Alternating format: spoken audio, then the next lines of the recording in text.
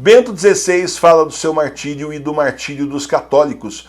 Gente, eu sou o professor Emílio e você está na TV Nossa Senhora de Fátima. Os católicos continuam sendo perseguidos nos dias de hoje. Desde o Papa Bento XVI até nós, a perseguição atinge todos os verdadeiros católicos, todos. O livro Cristofobia mostra a perseguição aos cristãos no século XXI, importante para nos prevenir do que está vindo por aí e nos ajudar a agir desde já, para que a gente possa tentar evitar. Por que o anticristo persegue a verdadeira igreja? Porque ele é o filho do demônio e a verdadeira igreja é de Deus. O livro Combate ao Maligno mostra a experiência de 12 exorcistas e o que devemos saber sobre esse combate. São depoimentos de exorcistas, santos e doutores da igreja sobre a atuação do maligno e como é que você evita isso. Os livros estão na livraria do professor Emílio, estamos com promoção especial na livraria, até 60% de desconto. Tem livro dessa vez por menos de R$10. Entre nos links que estão aqui embaixo na descrição do vídeo, mas corre porque é só até 29 de abril, depois encerra a promoção, tá bom? Bento XVI fala do seu martírio e do martírio dos católicos. Veja aí o vídeo. Sim, a igreja será realmente perseguida. Sim, a igreja verdadeira já está sendo perseguida hoje. Nosso Papa Bento XVI nos disse, certa vez, que o grande martírio desse século não é mais o martírio físico, mas sim o martírio moral. O martírio moral, esse sim, a todos os católicos que são realmente fiéis à palavra de Deus, fiéis ao nosso Senhor Jesus Cristo e estão unidos com o Papa Bento XVI. Muitos deles, em alguns lugares da terra, ainda são martirizados. O martírio continua. Todos os dias nós temos histórias de católicos que são perseguidos pela fé, torturados e mortos em razão da sua fé. Temos a selvageria, inclusive a barbaridade de ainda nos dias de hoje, infiéis, pessoas que não são da nossa religião, no Oriente, crucificarem católicos, já crucificaram até mulheres grávidas, cristãs, só por causa da sua fé. É um absurdo, depois eles filmam, colocam aí fotos na internet para mostrar a barbaridade, a selvageria dos corações dessas pessoas que simplesmente nada tem a ver com o nosso Senhor Jesus Cristo.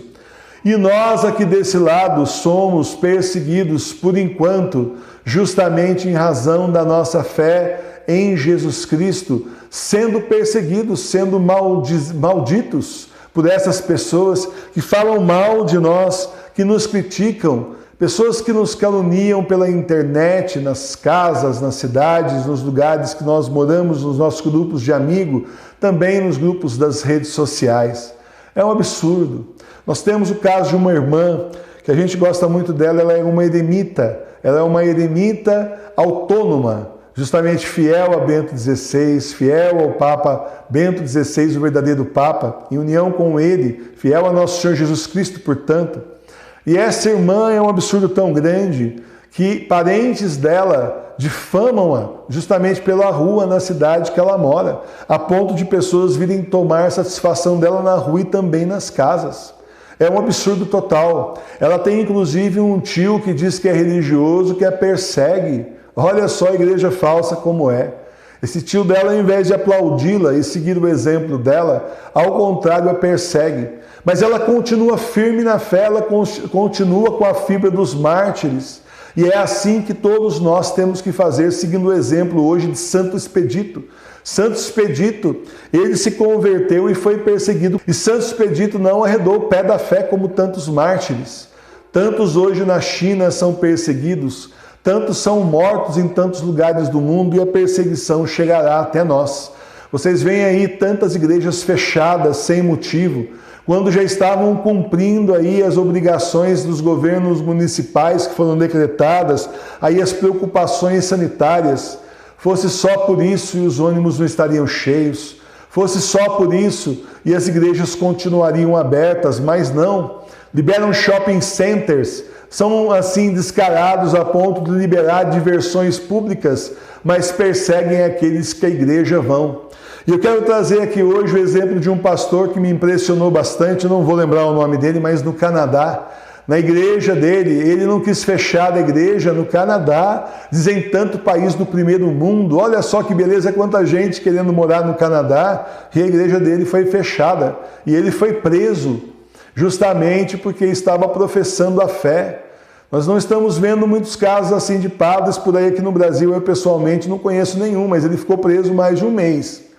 E aí a gente tem que dar esse exemplo para vocês de fé, porque a nossa igreja era para dar esse exemplo também. E aí então quiseram que ele fizesse um acordo, ele pagava a fiança para sair, mas concordava em não estar mais com as portas abertas. E ele disse, não posso fazer isso. Ele deu testemunho da fé dele. Olha só, e é um pastor, hein? E aí nem a igreja é tão conhecida para cá, né? Essas novas denominações.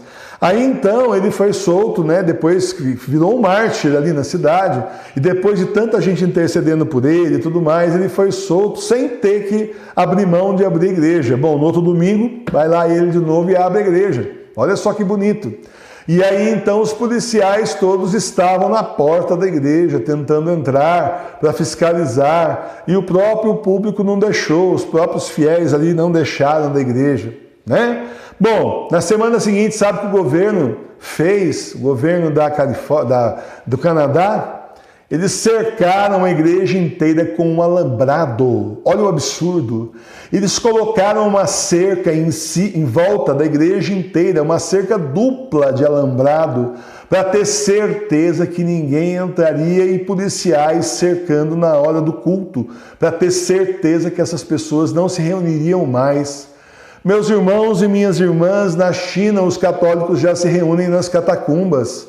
E agora, evangélicos aí do Canadá estão também se reunindo nas catacumbas. Cada dia, no prédio, no estacionamento subterrâneo de um prédio diferente, fazendo sua transmissão e continuando com os seus cultos. Olha o ponto do absurdo que chegou. Enquanto isso, muitos bispos aqui no Brasil concordam com o absurdo de fechar as igrejas, seguindo o Papa deles, o Papa Bergoglio, e não reagem, porque mostram claramente de que lado estão na narrativa do anticristo, do lado da narrativa da nova ordem mundial da ONU.